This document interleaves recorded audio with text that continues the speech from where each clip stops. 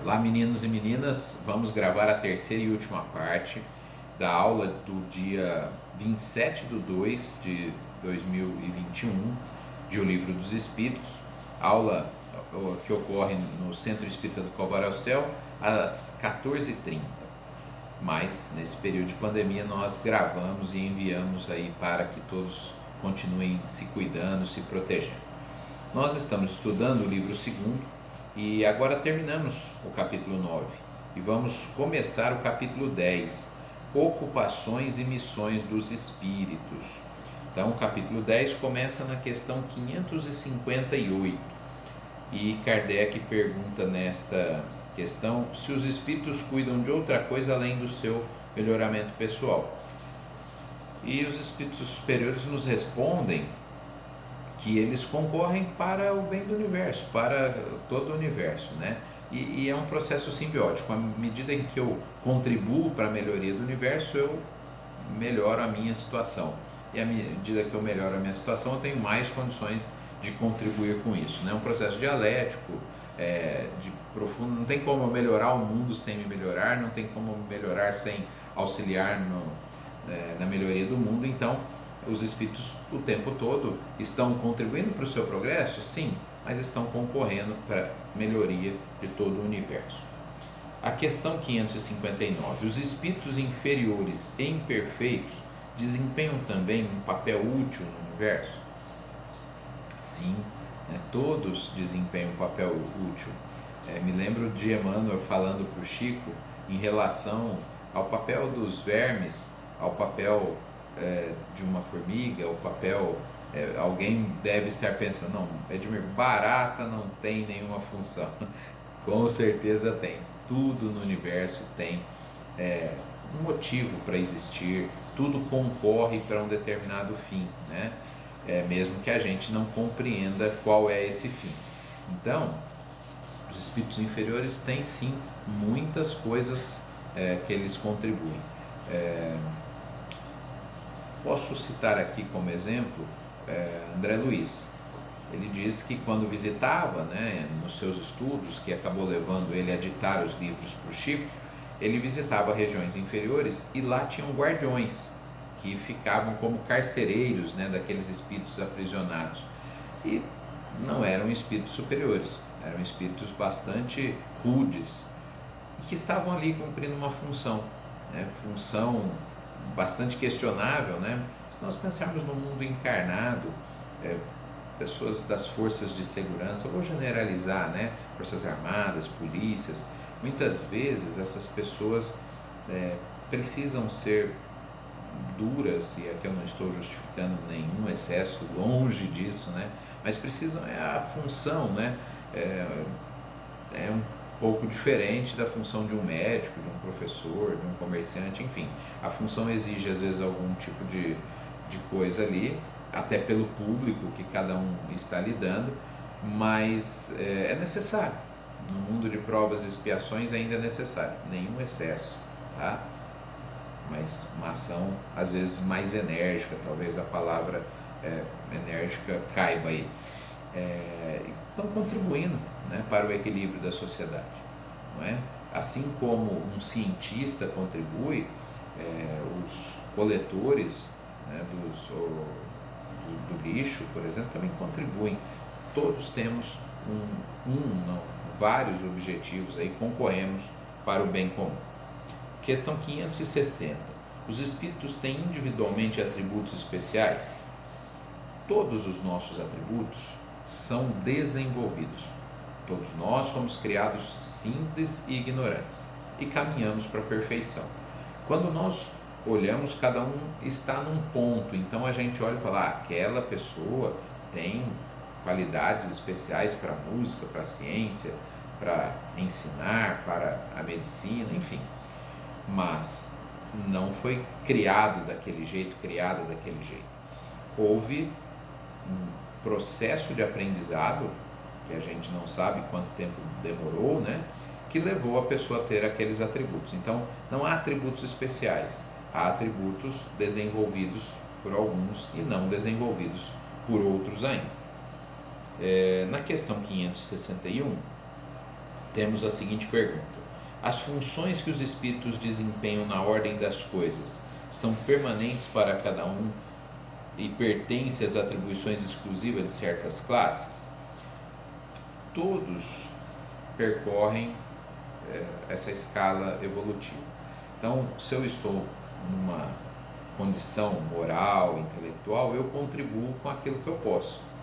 Se eu estiver numa outra condição, já estiver me aprimorado, eu vou contribuir com aquilo que eu posso. Se eu estiver num patamar mais elevado, aí eu vou contribuir com aquilo que eu posso. Talvez a frase que nós usamos na monitoria da Conresp agora recentemente, de cada um segundo suas possibilidades. Vamos pensar numa casa espírita? É mais importante a pessoa que limpa a casa espírita, a pessoa que entrega mensagens na porta, a que faz o comentário, a que dirige a reunião mediúnica, que aplica a paz? Quem é mais importante? Nenhuma. Né? Quem dirige a parte administrativa da casa? Nenhuma dessas funções é mais importante. Por quê? Todas elas concorrem para o equilíbrio da casa espírita. Então é assim no universo também. Não temos, é claro que na sociedade nós destacamos umas funções em relação a outra, melhor dizendo, mas no universo cada coisa tem a sua função e nós não ficamos para sempre realizando aquela função. Nós vamos progredindo e à medida que progredimos podemos contribuir mais e melhor com o universo, com o progresso do universo. A questão agora é a 562. Os espíritos da ordem mais elevada, nada mais tendo a adquirir, entregam-se a um repouso absoluto ou têm ainda ocupações? Gente, essa é uma questão que o Espiritismo fala com bastante ênfase. Claro que tem ocupações, porque seria um completo tédio, um verdadeiro inferno ficarmos ociosos pela eternidade. Essa ideia de ociosidade não condiz com o progresso. Então, mas o que vai fazer esses espíritos? Podem ficar tranquilos, quando nós chegarmos a essa condição, nós teremos ciência daquilo que podemos e devemos realizar. A questão 562A: qual é a natureza de suas ocupações? Exatamente o que eu falei na anterior. Agora a gente não compreende o que faz um espírito puro. Como é que vai descrever as funções deles para nós? É como descrever para uma criança de 4 anos as funções de um cientista. Ela não vai compreender. Está muito além do alcance dela. Nós somos a criança de 4 anos, com dificuldades para entender as funções desses espíritos mais elevados. Eles concorrem para a administração dos planetas, dos sistemas solares, Como nós podemos compreender isso? Não conseguimos.